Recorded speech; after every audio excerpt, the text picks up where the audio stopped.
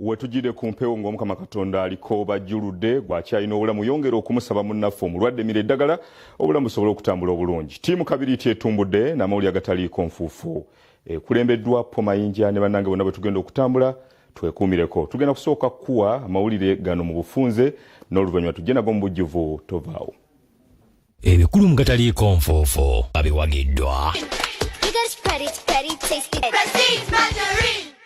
KDB chalenga tonto kati ali ku mutindo gwa Siona abasuubuzi mutusange kiwatule oba ku 0752 571 282. Yengeri gye baziyizamu okusasanya akawuka ka siriimu. Ate ggwe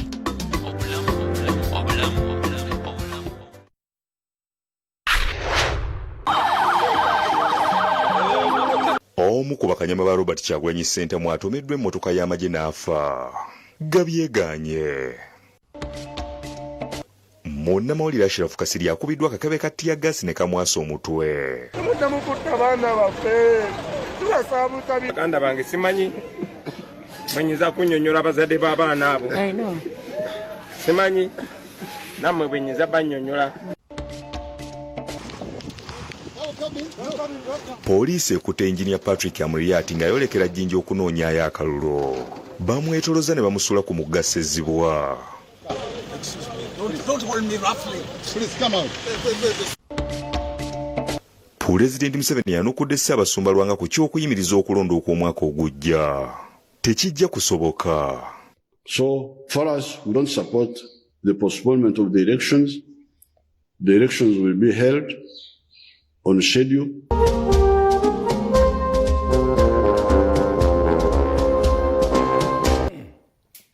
Weewaawo munnaffe nsaba tweyongereyo n'amawulire gano mu bujjuvu tugatandise n'akulira ekibiina ki National Unity Platform. Robert Kyagulanyi Ssentamu awaliriziddwa okuyimiriza zi kampeyini ze oluvannyuma lw'omu ku bannamawulire be Ashraf Kasirye okukubwa akakebe ka ttiyaggaasi ku liiso.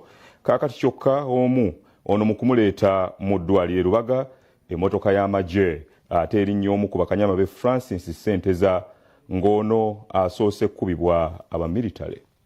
Robert Kyagulanyi Ssentamu nga tannagenda kunoonya akalulu leero nga azookedde mu kwetaba mu kusaba okubadde okereziya enkulu ey'ekitovu nga kulemeddwa mu Reverend Father Ronald Ssekanjako nga yambibwako bafaaza abalala.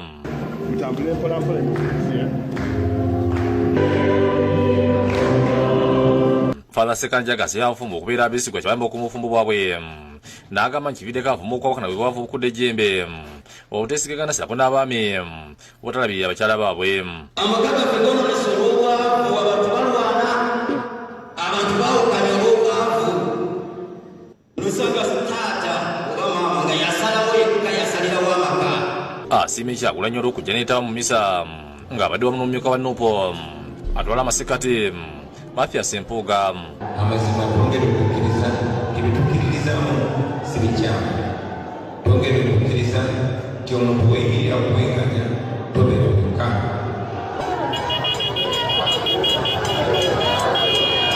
Emisa oluwedde Kyagulanyi yeegatiddwa akabugizi n'agenda okulinya akalulu ng'ayise Masaka. Abadde atuuka ekyabakuza asanze poliisi n'amagye bagadde oluguudo luyingira disitulikiti y'Erengo n'abalagira okuyita mu byalo. Poliisi olulabye nga baganye n'etandika okupakuba mu mazzi agasibwa ne ttiyaggaasi okubagombolola.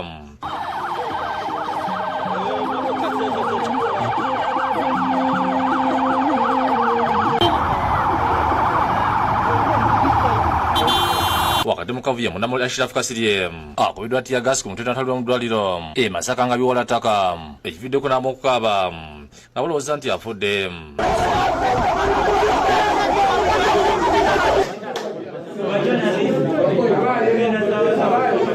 Muddamu kutta baana baffe. omuntu gw'obulookinze ekkubo n'omuga atogenda eno n'asalawo akwata eri omulagidde okukwata ate oluvannyuma lw'okukkiriza ekiragiro kya poliisi ate n'obeera nga gwawo kwegamba omusasuzaamu ate bukuba masasi. Bannamawulire abalala balumisiddwa kuliko Ali Mivule wa NTV Sakuni Daniel Lutaya NBS nga atutte mu ddwaliro ng'embeera mbi. Mu ddwaliro Masaka abasaba bakoze butawera kyokka embeera Ashraf bweganye ne bamusanga ambyulizi okumuvuga okumuleeta Lubaga. Ali Mivule ne Lutaya bannyonnyodde engeri yabakubye ne bategeeza nga bagenda okuloopa buli musirikale yende enyigidde mu kubakuba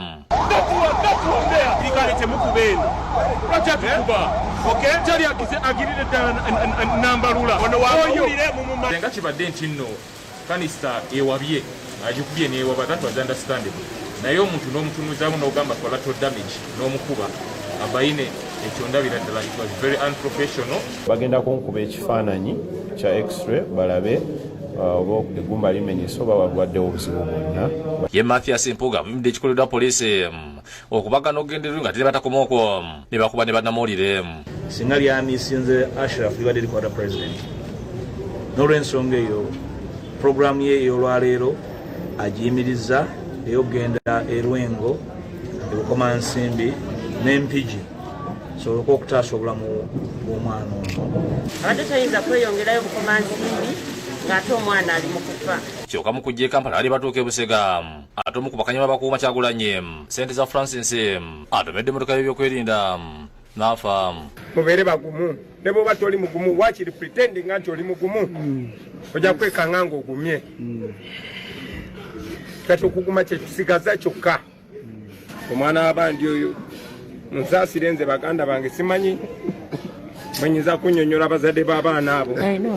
Ne ku ddwaliro Lubaga abaddeyo akavuyo ekividdeko ne munalo waffe David Tamalo okukwata abamilitale. Embeera badde ku ddwaliro eviddeko amitalo okujja okulemesa abantu okuŋŋaana vaolekedde olusigero lw'emmotoka okumuzza ewuwe emagere bw'atuuse ku mbuzi kulisaliddwako ebyokwerinda ng'abangi ku bawagizi tebakkirizibwa kweyongerayo. Mu maka ga abawagizi bamutayiza n'abakusobola okusigala nga bakakamo.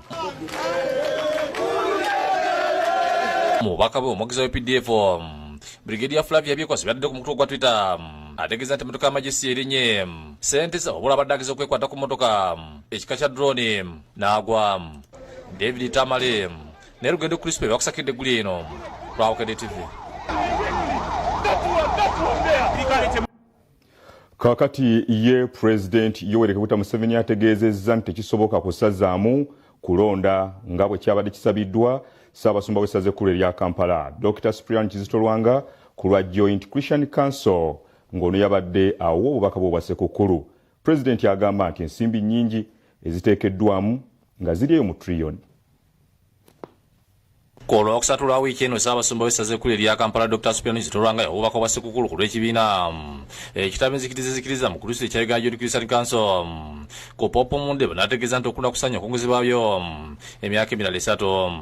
Ssaabasumba ategeeza nti embeera etusobozesa kulonda okutambula obulungi mu ngeri y'amazima n'obwenkanya. Engeri abanja bakubyemu okubira ddala mu kamyufu n'ebibiina byokka bakubagananga kati kyekinaddirira yensonga lwaki tusaba gavumenti yaffe tuyimirize okulonda kuno wakiri emyaka 3 embeera emala okukakkana. Kati President Museveni yabadde awo obubaka bwa Ssekukkulu yanukudde Ssaabasumba. President yagambye nti bwe yabadde mbende Ssaabasumba Dr. Cyprian Kizito Lwanga yamukubidde essimu amusinkana amawulire ku ky'okwongezayo akalulu era ne simateeka akyusibwe.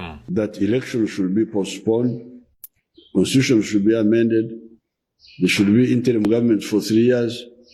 Then I said, but why Your Grace? Why? What is the reason?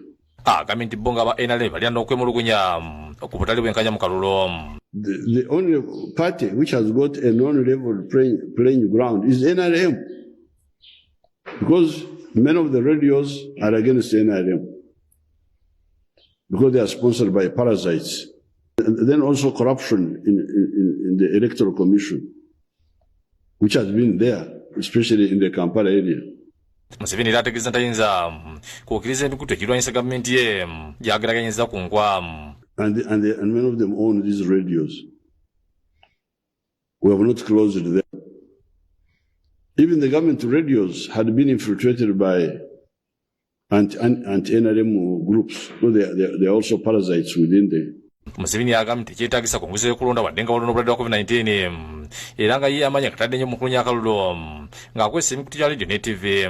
But in the little time I had with His Grace, I told him that how can this be? First of all, it's not necessary, and it's not feasible. Why? It's not necessary because we can have elections even with this corona. Voting is even simpler because people can come, social distancing, and they vote and go. Museveni ategeeza nti okulonda kwennyini kwatandika dda nga abaka palamenti abomba ayitamu nga tebavuganyiziddwa sako ne basente ba disitulikiti nga tekijja kusoboka kwongezaayo. Actually, we already have like 13 or so members of parliament elected. So how do you stop this? We've got so many chairmen elected and opposed. How do you stop this and why? And the money spent by the Electoral Commission. Where shall we get this money again to buy it? Because we have closed our eyes. The money we are spending on this election can work on about 5 roads. Awo budde nti buli muntu yanisanya okuli mu lubimbi lwe nga yeteyingizangako mu nsonga ez'eddiini ayambadde ne bannaddiini olw'okunenyanga buli awo by'okwedda naddala poliisi n'agamba nti wandibaddewo enkola y'okutuusaamu obubaka. Of the church leaders commenting on everything. Police have done this, then they comment the following day. And many of the comments are wrong. Then you are in a dilemma, what do I do? Do I attack these people in public? We look like children. The elections will be held on schedule. It is feasible and desirable. Kale bwe bubaka bw'omukulembeze w'eggwanga ng'ayanukula Ssaabasumba n'abakulembeze b'enzikiriza ezigoberera Kristo abaali bavuddeyo ne basaba gye buvuddeyo katono nnyo. Tugenda kuwummulamu nga tetunnakikola, njagala nkutegeeza ebiri mu bukedde w'olunaku olw'enkya agula shiringisi 10 zokka. Mulimu okunoonyereza kukuno kukoleddwa ku babaka wano mu Kampala. Waliwo omusajja mukulu wano Kazibwe Bashir Mbaziira baavuganya nabo abaleebya ali ku bitundu 68 ku buli 100 kuno kwoteeka bali mwezi Nsubuga n'abalala. Kera weekwate kopi osobole okutegeera embeera eyo nga bw'eyimiridde mu kunoonyereza abakugu kwe bakoze. Omukolo ogusooka munnaffe gufaananye bwe gutyo. Nja kukutegeeza nti kuliko abavuganya babano batabuse okubawera mu Kampala. Bye boogedde byonna bisange mu bukedde munnamawulire wa Kyagulanyi bamukubye bubi nnyo. Paspiro abayizi abagenda okutula ekibiina eky'omusanvu ebyamwe mu ebiri. Omuzadde funa kopiyo n'omuyizi afune kopi ye. Bwe bityo yemmere egenda. Kaakano munnaffe katuwummulemu. Tukomawo n'ensonga endala tovaawo munnaffe. Linda ne bino mugataliiko nfuufu. Jelina Baby Junior Soap mukwano gw'abaana bange mulungi ne ku nsusu z'entondo. Bikolebwa Movit. Comfort mattresses offer maximum comfort for a healthy body, durable. It can be found at our dealer shops and agent stores countrywide. Where there's a home, there is a Comfort mattress. Sweetie Fit Pants tukuletedde